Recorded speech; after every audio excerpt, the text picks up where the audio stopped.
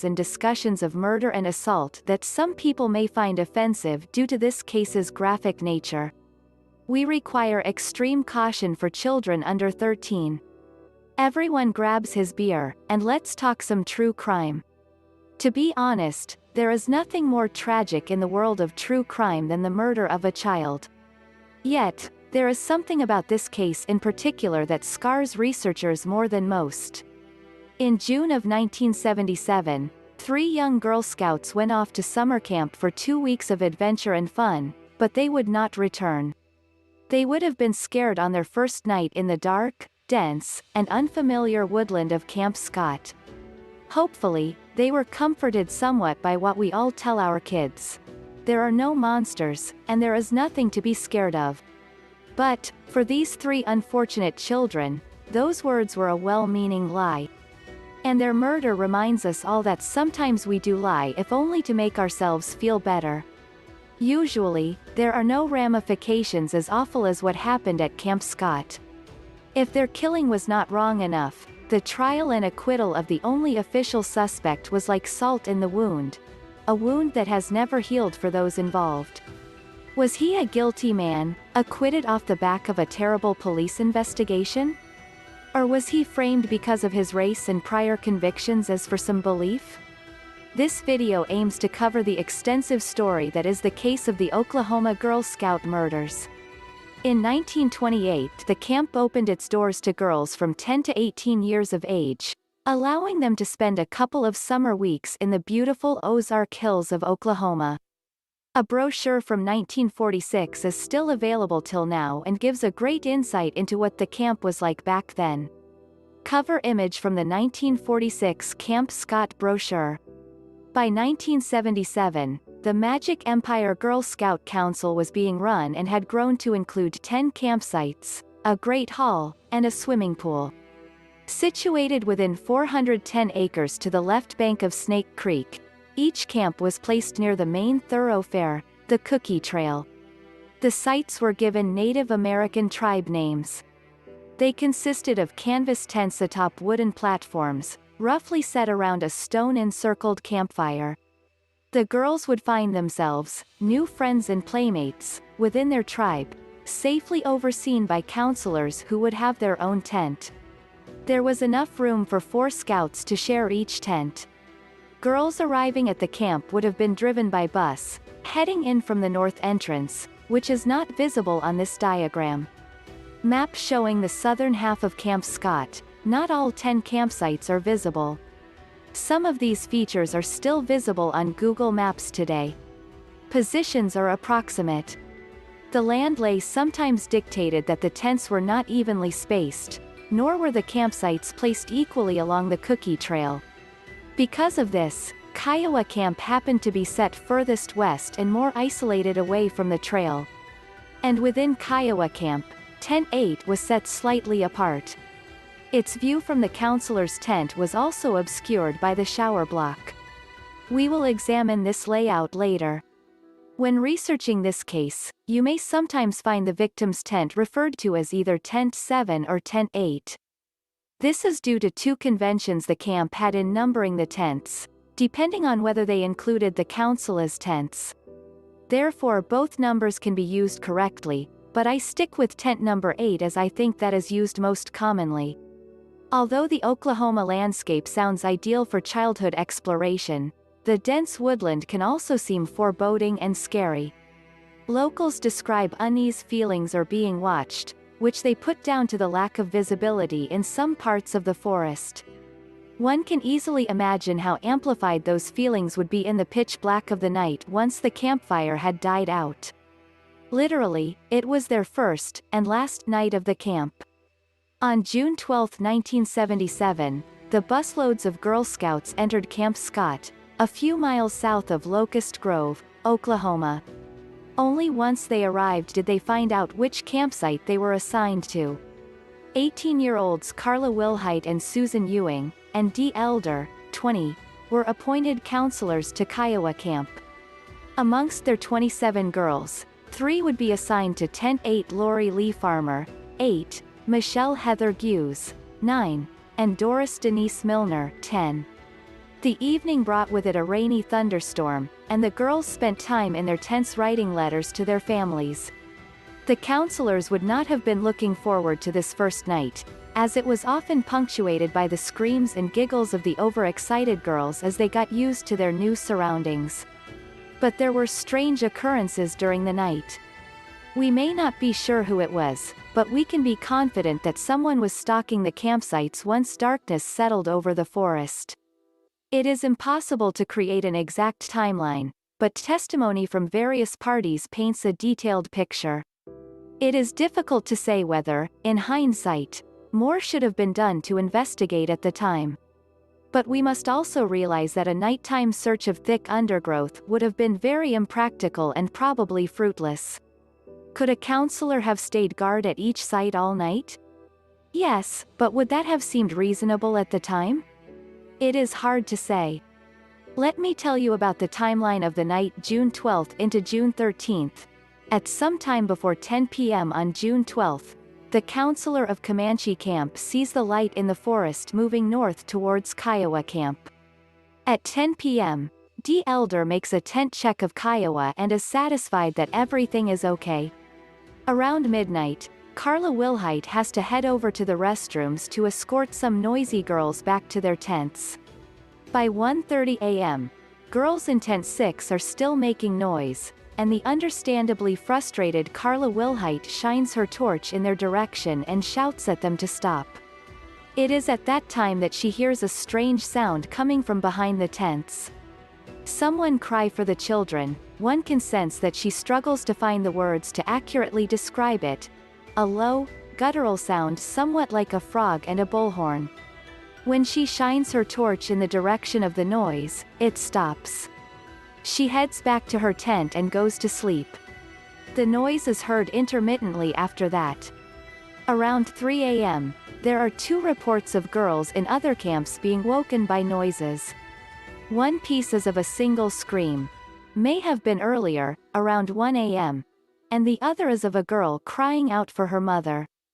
Around the same time, someone moves through Kiowa Camp, reaching into tents and stealing items, notably purses and several pairs of prescription glasses. The last story from a surviving witness is from the girls in Tent 7, who say that their tent flap was pulled back and a man shone a light into the tent. After a few seconds, the flap was replaced, and he moved on to Tent 8. At 6 a.m., June 13th. The cold light of day. After what must have been a difficult night for the counselors, Carla Wilhite's alarm went off at 6 a.m. so that she could shower before her girls awoke. From the camp map above, we can see that, after exiting her tent, she would have headed east towards Quapaw Camp and the staff house. As she did so, something caught her eye at the fork of the trail. Initially thinking it to be forgotten or lost luggage, she walked over to investigate. As she approached the bundles, she could suddenly make out the body of a girl lying next to them, face up and naked from the waist down. This close-up of the Kiowa campsite area shows a few critical environmental factors in the case. Tent 8 is obscured from the counselor's tent by the shower block. The killer or killers also had to move 3 bodies some distance to where they were found. Carla Wilhite would have been heading east towards the staff house when she noticed the sleeping bags and body the following morning. All positions are approximate and based on a recent aerial picture of the campsite. I have tried to place the scene in the picture as it appears on the actual landscape as provided by Google Maps. An overhead shot was made of the campsite at the time of the murders. It looks like the camera is facing west in this image. What happens next varies from person to person, which is perfectly understandable given the situation. Most staff training, even today, would leave a young adult feeling quite helpless given the scene they came across. I would also be more suspicious of staff if stories matched too closely. In any case, we can piece together an adequate timeline from pre-trial statements. After realizing she had discovered a body, Carla Wilhite did the right thing, in my view. She immediately woke Dee and Susan to help her with a check on the other children. Dee starts by checking Tent 8, where it is clear that all 3 children are missing. Carla runs to the nurse's station, which, again, is a logical move, in my opinion. She has first checked her children are safe and then rushed to get medical aid for the one known casualty. As the nurse drives up to Kiowa Camp, Carla heads to the director's house to inform camp director Barbara Day of what is happening. On arriving at the body, the nurse checks for a pulse, but it is clear the girl, Denise Milner, is dead. She has apparent head injuries, and her hands are still tied behind her back. The nurse is soon joined by Richard Day, the husband of Barbara, who discovers the other 2 bodies in the sleeping bags. Later these would be confirmed as being Lori Farmer and Michelle Hughes. He also places another sleeping bag over the naked lower half of Denise. Barbara Day, meanwhile, has to call Highway Patrol Officer Harold Berry as the 911 service is not yet in existence. The 3 girls found after Richard Day had placed a sleeping bag over Denise Milner to preserve her modesty. Other staff then have the difficult task of managing the other Girl Scouts in apparent normality. By all accounts, they pulled this off successfully, and the girls were driven back to Tulsa later that day. Unbeknownst to them, their parents had an agonizing wait at the bus station, having been informed that there had been an accident. Still, the names of the girls involved had not been released. It would become a point of contention later that the victims' families were all told that their children had died in an accident, with no other details forthcoming. This may not be as negligent as it sounds, as the camp staff was in no position to decide how the children had died. Nonetheless, it was a terrible shock upon shock to the grieving parents when they found out through the media that the deaths of their daughters were no accident. By 8 a.m. on June 13, Sheriff Glenn Pete Weaver knew he would need the assistance of a larger force and requested help from the Oklahoma State Bureau of Investigation. This was the police at the site where Lori Farmer, Michelle Hughes, and Denise Milner were found. They found crime scene evidence. A Highway Patrol Officer Harold Berry was the first law enforcement officer at the scene. He kept the area around the bodies clear of interference. He is also optimistic that he could only see one boot print set leading from Kiowa Camp to the dump site. However, he does also point out that due to the size of Camp Scott and the necessity of bussing out dozens of Girl Scouts, the general scene was not secured until much later. The killer had approached from the rear and unhooked the back flaps to gain entry at Tent 8 itself. Investigators believe that Lori and Michelle were both bludgeoned to death inside the tent, judging by blood spatter on the canvas walls and wooden floor. They were both sexually assaulted. The boot print left in the tent after the killer tried mopping up the blood. Although the killer tried to clean up the blood using bedsheets, one boot print was left. It was measured as a size 9.5. No fingerprints were found. Tent 8 from the front, once police had raised the flaps. Denise Milner had been bound and her mouth stuffed with a pre-made gag before being walked over to the area where the bodies were eventually found. She was sexually assaulted, bludgeoned, and strangled to death. This is the view of Tent 8 from the other side of the campfire. Someone approaching the rear of the tent would be almost impossible to spot, even in the daytime. For some reason, the killer felt the need to mop up the blood from the tent floor. Were there more boot prints or fingerprints to hide? And why did they move the other 2 bodies almost 140 meters to where Denise was lying? This seems like a statement of some sort, as it would have taken a lot of effort. The attacks had definitely been planned in advance. Denise's gag was pre-sewn, and the killer had also brought along nylon rope and duct tape for binding the victims.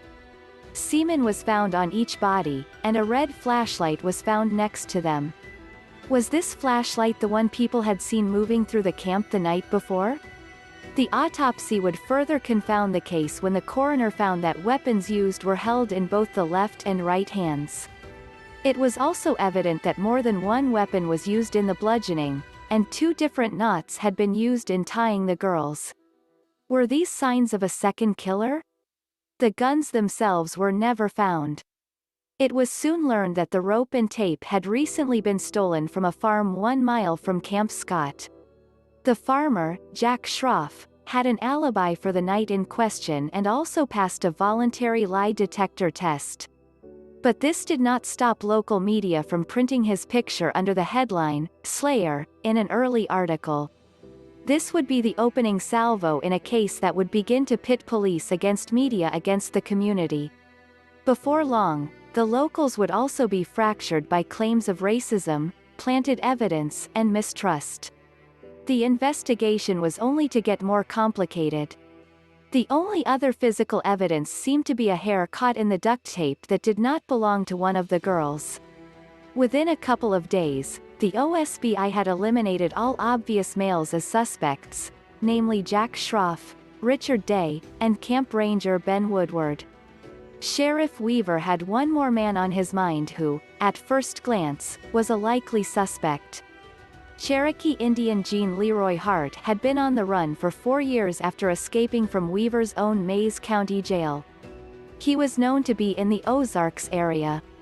In later years, the fact he had evaded Weaver led many to believe a personal vendetta was driving the manhunt.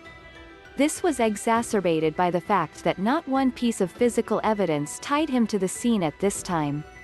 On the other side, Gene Leroy Hart, aged 34 at the time of the murders, was no saint. It is not hard to see why the OSBI thought he was a good suspect. It is also not hard to believe that a sheriff would want revenge on a man that had evaded him for 4 years. The reason he was on the run was no small matter in itself. In 1966, he abducted 2 pregnant women from outside a nightclub, drove to a forest on the outskirts of Locust Grove, and raped them.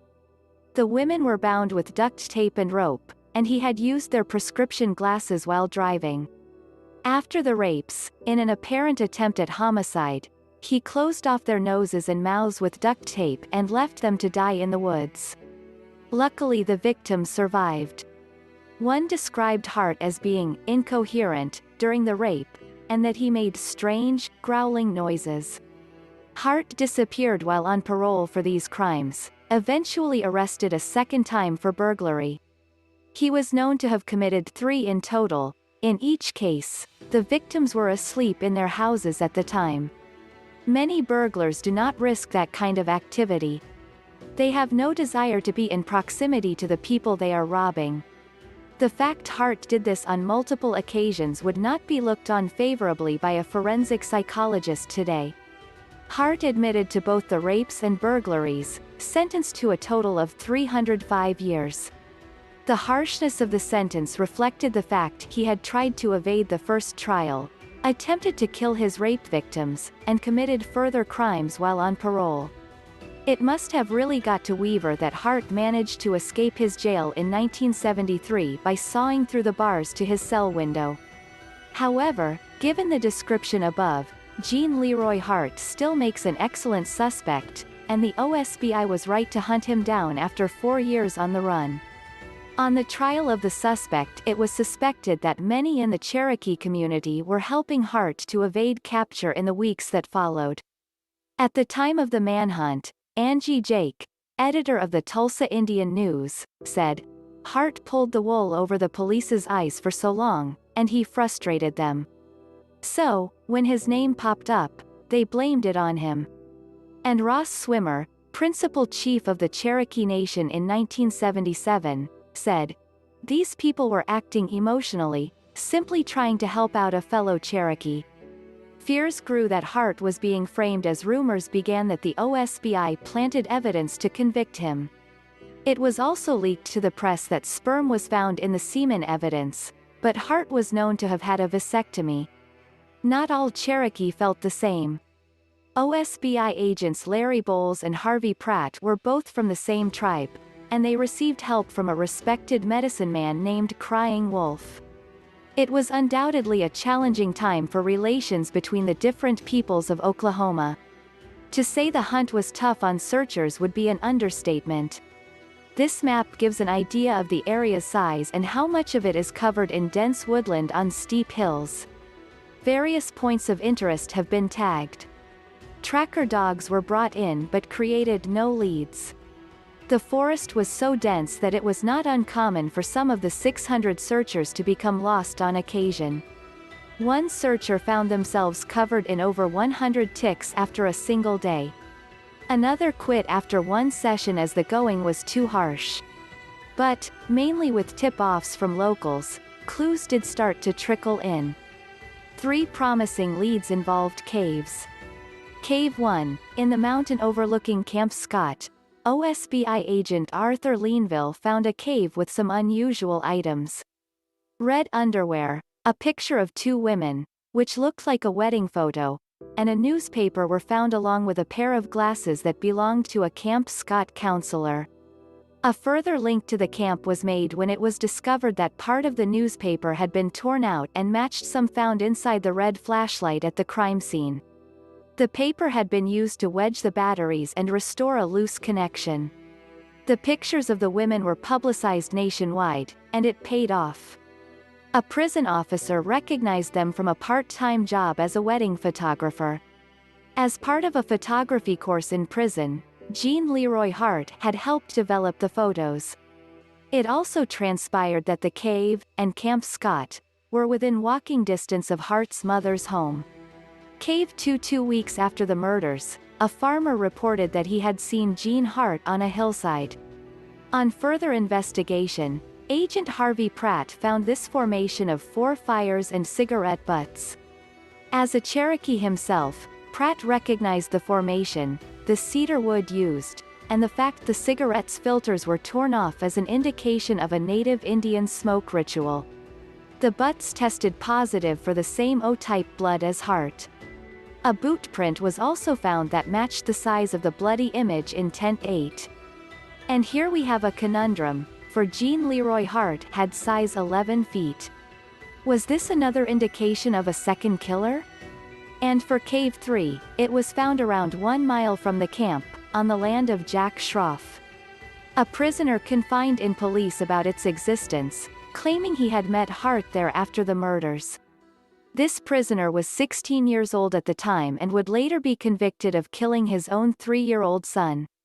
It does not appear that the OSBI pursued this informant as a suspect in the Girl Scout murders. This ominous message was written on the cave wall. The unusual date format is said to be used by both the military and the prison system. There is much discussion online about this cave writing. Was this a prank being pulled by the 16-year-old prisoner? Or was it the real killer? As we will examine later, there are other clues that the killer may have communicated with Camp Scott before the murders, so it is not out of the question. As well as all of the online debate this case has created over the years, locals at the time were inundated with regular newspaper articles on the story of the Oklahoma Girl Scout murders. Due to Camp Scott's size, it was hard for law enforcement to secure it while they searched for evidence. In the weeks after the murders, a security company was employed to guard the camp, which had now been vacated of all staff. According to these security guards, there was evidence that someone was still stalking the camp, leaving footprints in fresh sand and leaving doors open that had previously been shut. They also spoke of seeing silhouettes in the dense woodland on multiple occasions, and sometimes dogs were used to try and track whoever was out there. One time, a dog returned to the tracker shaken, and seemed to have been struck on the head. The guards began leaving threads tied between trees to see which paths the intruder was using. They would find these broken, confirming that it was not just their imagination in the spooky remains of the camp. Just like the descriptions of the moving light on the night of the murders, I can only imagine this kind of activity being carried out by someone very familiar with the area. Most significantly, however, is the story of Denise Milner's shoes. The facts vary depending on the teller, but something unusual definitely happened, as demonstrated by this article in the Frederick Daily Leader, July 31, 1977.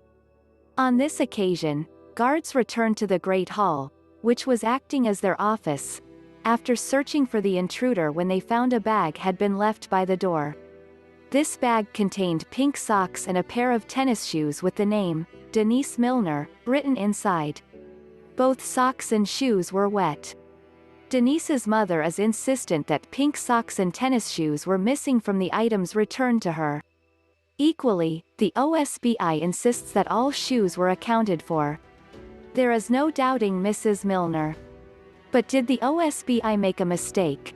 Did the killer leave a memento, toying with the guards? Or was it a simple administrative error by scene of crime workers?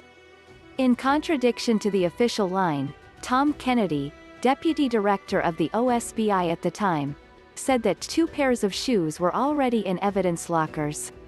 He believed those found by the security guards were to be viewed as a separate piece of evidence if you see the final column in the Tulsa Tribune article. Nothing came of this lead. The OSBI gave varying accounts as to the significance of Denise's shoes. Was this a mistake or evidence of crime scene manipulation? Considering the stories of what occurred at Camp Scott in the run-up to June 12, I can easily believe that a vicious person was stalking those hills both before and after the murders. But was it Gene Leroy Hart?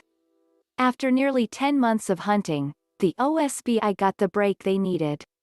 Agent Larry Bowles worked with an informant in the Cherokee community and discovered that Hart was hiding out with a friend, Sam Pigeon, 50 miles east of Camp Scott. The Pigeon was convinced of his innocence and had let him live in his 3-room shack for the past 8 months. Sam Pigeon's shack where Gene Hart was hiding out for 8 months. On April 6, 1978, OSBI officers surrounded the shack and arrested Gene Leroy Hart. Agent Larry Bowles states that, as he cuffed Hart, he asked, "You killed those little girls, didn't you?" Hart's reply was, "Apparently. You'll never pin it on me." It was also noted that Hart was wearing women's prescription glasses at the time of his arrest. Agent Larry Bowles is shown here on the left of Gene Leroy Hart during the arrest in 1978. One of the ugliest aspects of this case is the effect the trial had on all involved. Firstly, we must acknowledge the pain and suffering this event will have caused the parents of the victims. Victim support was non-existent in those days and, if that wasn't bad enough, there were strong feelings of resentment directed at them by those who thought Hart was innocent. While we can fully understand that a community under threat would be hurt and upset, the wrong targets were chosen for their frustration, and it only added to the horror those poor parents were living through. The community did have reasonable cause for concern, however. There was very little physical evidence tying Hart to the scene, the known animosity of Sheriff Weaver, and accusations of planted evidence to contend with. The strength of feeling was highlighted when over 400 people attended a Locust Grove fundraising dinner to raise Hart's defense money. Hart showed himself to be a charismatic individual who was aware of the power of the media. He gave a televised interview before the trial where he stoked up these feelings bubbling within the community. "Maybe I represent the fears and doubts that many people have about any system that has the means and the power to overwhelm each and every one of us." People also conveniently forgot that Hart was already a brutal rapist before this case came to light. To top it all off, even once the trial was over, the parents had another battle to fight once they found out that Camp Scott may have had some liability in the events that took place. Not off to a good start. Headlines like this rocked the case from the start. The headline was an early blow for the prosecution.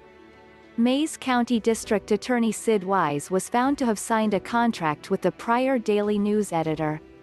They agreed to share case information for a book once the trial was over. Wise, quite rightly, had to withdraw from the case, and it was handed to Tulsa County DA Buddy Fallis, who became a principal prosecutor. A lot of the evidence mentioned thus far is circumstantial. We have Hart's prior modus operandi with the 2 rapes that closely match the binding methods, the strange guttural noises, and the apparent need or fetish to wear women's glasses. These prior convictions were not raised at the Girl Scout murders trial, so the jury would not have been aware of the similarities. The wedding photos found in one cave effectively linked Hart to the newspaper and, therefore, the red flashlight. These photos are evidence that the defense claim was planted, but they have no proof of that. Other evidence that the OSBI was accused of planting came from Sam Pigeon's shack. The three-room building had been searched on Hart's arrest, and it is hard to believe anything was missed. But, on a second visit, the OSBI announced they had found a pipe and mirror stolen from a Camp Scott counselor. One point I never see raised is the movement of the killer on the night of the 12th to the 13th of June. Suppose the terrain was as rugged and inhospitable as described. In that case, it must have taken someone with considerable knowledge of the area and bushcraft know how to navigate at night. This could indeed only point to Gene Leroy Hart as having those very skills. There were only two usable forensic evidence items: the hair trapped in the duct tape and the semen collected at the scene. An analyst tested the hair and was 99% certain that it matched Gene Hart's, but this was before DNA testing was available and was not infallible. The semen evidence is more compelling. The prosecution employed the top U.S. fertility expert services, Professor John McLeod, to examine the semen. He noted a rare abnormality in a large number of the sperm present. It was later discovered that Gene Hart's vasectomy had failed. He had sperm present in semen, and his sperm also had this abnormality. But, again, with no DNA testing available, no exact match could be made. This is an odd case where the defense's strength was not that much greater than the already weak prosecution. The hair and semen evidence did favor guilt but was not conclusive. The boot print in the tent was too small to be Hart's, and none of his fingerprints were found. A single fingerprint was found on the flashlight lens, which the defense is adamant is no match to the suspect. However, more neutral articles claim that the print was too smudged to be of any use to either side. The boot print, use of left and right hands to attack, and two weapons pointed to there being at the very least a second suspect to consider. Still, the defense showed that the OSBI had developed blinkered vision when it came to Hart. We shall examine some of the other suspects shortly, but it seems there was never any headway made in that regard. We must also consider that if Hart was present, he could have successfully wiped his boot marks off the tent floor. Finally, Gene Hart had one alibi for the night in question: his uncle, who died while he was on the run. I am not sure that a jury would have given much weight to a related alibi in any case. The possibility of other suspects. Although this article concerns the 1996 petition to have a grand jury re-investigate the evidence, it is proof that other suspects could have been considered. The article is from long after the trial, 2002.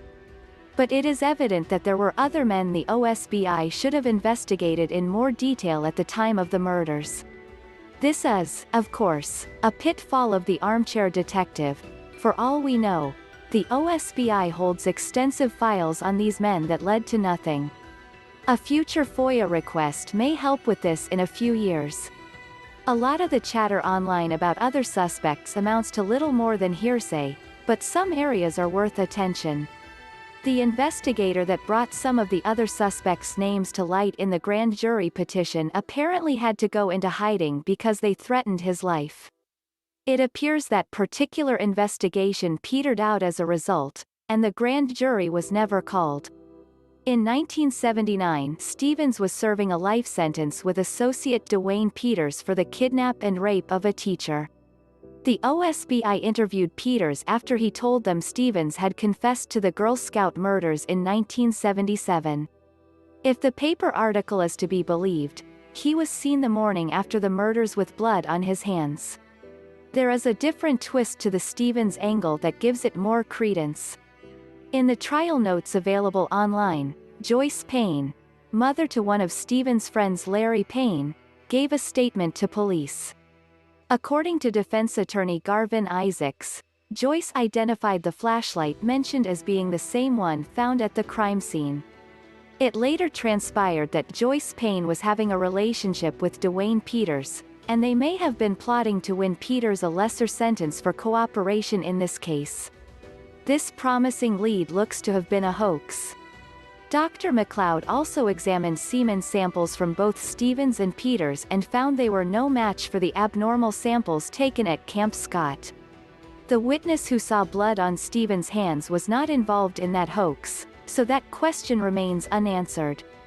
Stevens himself always denied involvement and committed suicide in prison in 1984, but, in true fashion for this case, his suicide is a suspected homicide. There is not a great deal known about why these two related men would be suspects in this case. It may be that they were implicated in the grand jury petition. Both were apparently evasive with the OSBI when questioned, with James even insisting on a lawyer. And there is a rumor that Frank Justice was friendly with Gene Leroy Hart and may have used one of the caves on occasion. James was eventually imprisoned for another murder, so he was obviously capable of such a crime, but the trail goes stone cold beyond that. A suspect not mentioned in the article, I am not sure if he was known to the press at that time. He was said to have an IQ of around 90 after suffering a head injury as a child, which also changed his behavior. In the summer of 1977, aged 29, he abducted a 12-year-old girl from Pitcher, Oklahoma, and drove her to a rural area. After raping and choking her, but letting her live, he drove her back to town where she reported the crime. He was also suspected of the murder of Julie Miller, 13, who disappeared 2 weeks before the Girl Scout murders. After being released from prison in the 1990s, he was subsequently re-imprisoned for a further 2 rapes and murders. John Russell, a former cellmate of Myers, claims he confessed to the murders. He believed Myers to the extent that, a few years ago, he released a film named Candles, based on the Oklahoma Girl Scout murders. There is some skepticism as to whether he has been influenced commercially by this particular story. The 18-year-old Jimmy Bryan was murdered in July 1977 in Cherokee County, which bordered Mays County. In an interview with KJRH-TV in 1992, Jimmy's father claims that his son was killed by the same people who killed the 3 Girl Scouts, because they could not trust him to keep quiet. Wesley Duffield, 23, was eventually convicted of the murder, and it is suspected he had help from his brother Jesse, 20. It is interesting to note that their father committed suicide rather than testify against Wesley in the trial, and it was also thought that the father had taken the kids with him on burglary runs. With Jesse later being convicted on a rape charge, the Duffield men should be looked at more closely in this case. In an interview with the Oklahoman on June 14, 2017, someone identified only as a landowner says that they heard quite a bit of vehicular traffic on a remote road near the camp between 2:30 and 3 a.m. This is an extremely important statement that seems to have fallen through the cracks. Why was it not investigated further? Who was driving, and how many cars made up quite a bit of traffic?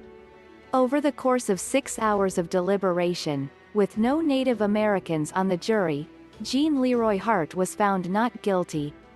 The result was a sensational shock to both sides, and shockwaves would result.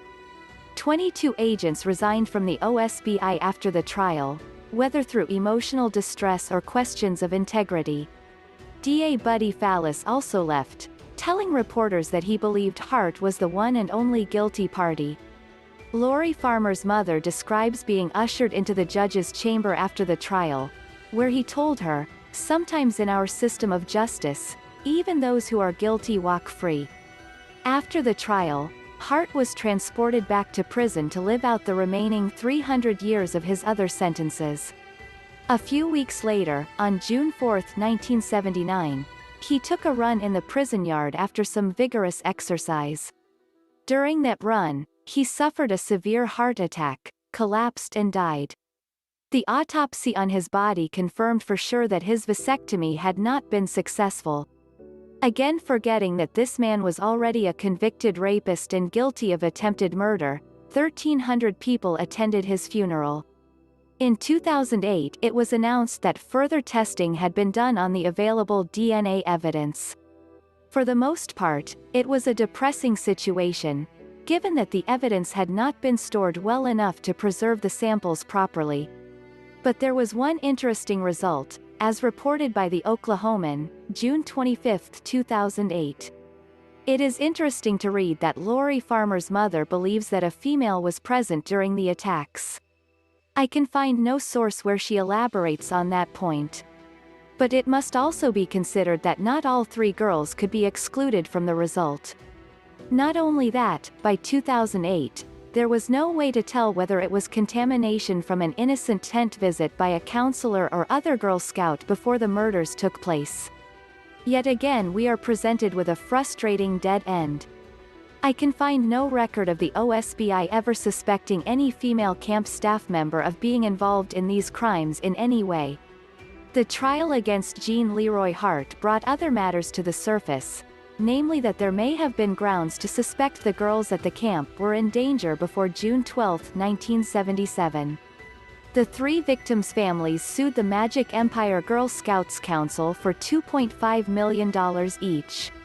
There are records in the form of newspaper articles and witness testimony that show Camp Scott was being stalked by a dangerous person or persons for years before the murders. It appears that at no time were law enforcement called or any changes made to improve safety, and yet the families lost the suit. Let us examine those events for ourselves. Former head counselor Constance Cunningham testified that in the 1971 summer season, she spent a night huddled inside a scout tent with 4 girls and a gun. The reason she gave was that a strange man had entered the tent the night before. This vigil was the culmination of 2 years of frightening intrusions. From the Oklahoman, March 21, 1985. During her 2 years as counselor, campers' and counselors' tents were ransacked on several occasions. During both years, campers and counselors spotted intruders at night inside the 410-acre camp, she said. The former counselor said she talked to camp director Helen Gray in 1970 after campers came to her and told her they were hearing heavy breathing outside their tents at night. The next year, Gray called a meeting with the counselors who knew about the previous year's incidents. She cautioned us not to say a thing of what had gone on the summer before to the new counselors. Cunningham said. She didn't want them upset. Constance also describes the story of another counselor who heard a man shouting, "Help! Help me!" but could not find anyone when she searched for them. News article clipping of the Daily Times taken from GirlScoutMurders.com website. The story matches that told in the Oklahoman on March 21, 1985. This next article one found from the Oklahoman Archives website, dated the day before on March 20, 1985. This includes an updated story where a man was seen standing in one of the girls' tents. On another occasion, someone tried to break into a locked cabin as the girls inside screamed for help.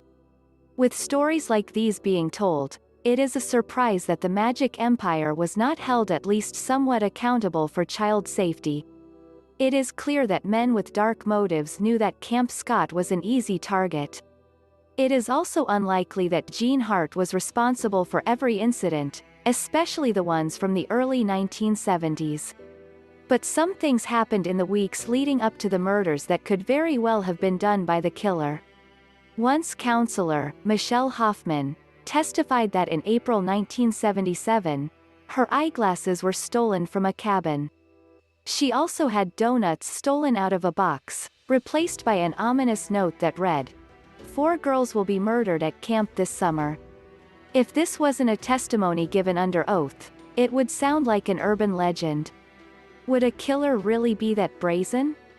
Or was it a horrible prank that became a chance premonition?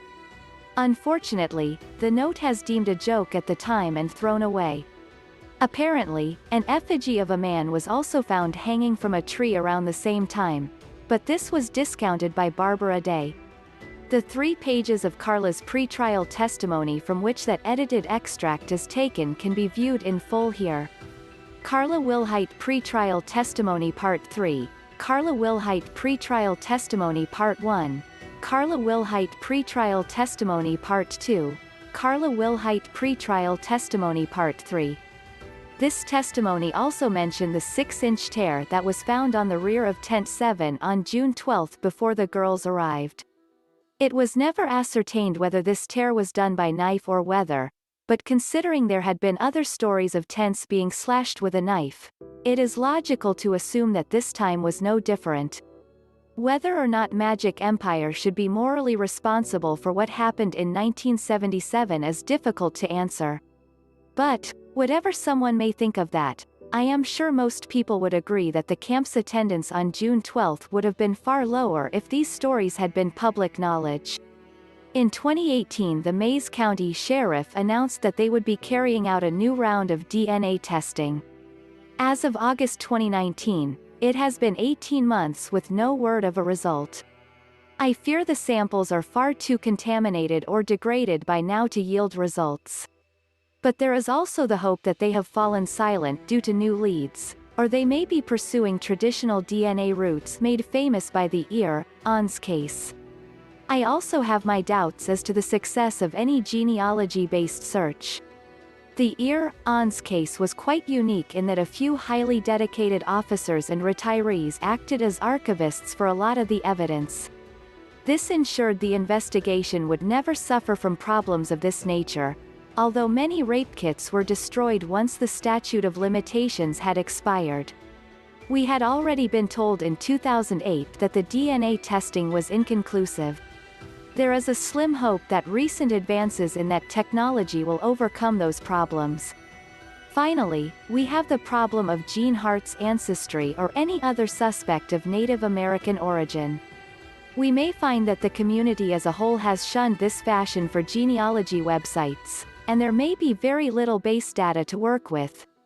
Do you think Gene Leroy Hart, guilty or innocent? I am not surprised that the jury found him not guilty at the trial, given that much of the evidence is circumstantial and there was suspicion that some of it were planted. It results in a fragile prosecution case, especially as they did not know of his prior convictions. But the one solid piece of forensic evidence, the semen with unusual sperm, is a big red flag to me. There is an Oklahoman article dated October 25, 1989, that states 2 sources at the FBI told them of confidential tests run on the semen evidence. 3 of the 5 tests run indicated a match to Hart. This apparently gave odds of 1 in 7,700 Native Americans. This may not be the 1 in 3 billion we would see from a 5/5 result, but it is another pointer towards him without a doubt. We also have the strange noises, duct tape, and rope similarities to crimes he had admitted to. And burglarizing homes with victims present but asleep. It sounds innocuous enough, but that kind of behavior is common amongst criminals who eventually escalate to murder. Once we also consider the behavior of the stalker around camp before June 12, I feel that only someone very familiar with the landscape could be capable of that. Gene Hart had been on the run in that area for 4 years, so he easily qualifies. On balance, I think the OSBI got their man, but did he work alone? The size 9.5 boot print, the witness who heard traffic on the road around 2:30 to 3 a.m., and the bludgeoning evidence suggests otherwise. But, if so, how on earth did 2 or more killers leave nothing but 1 boot print as evidence? It defies explanation. It is an unpleasant list to have, but this case is top of mind for wanting to see a full resolution. I am haunted by it in a way that I don't feel about some other cases. So I can't begin to imagine the effect this has had on the parents or the other girls who lost friends, and their innocence, in the most horrible of ways. I have made this video to bring together every piece of information I could find, in honor of the 3 victims, from left to right, Michelle Hughes, Lori Farmer and Denise Milner.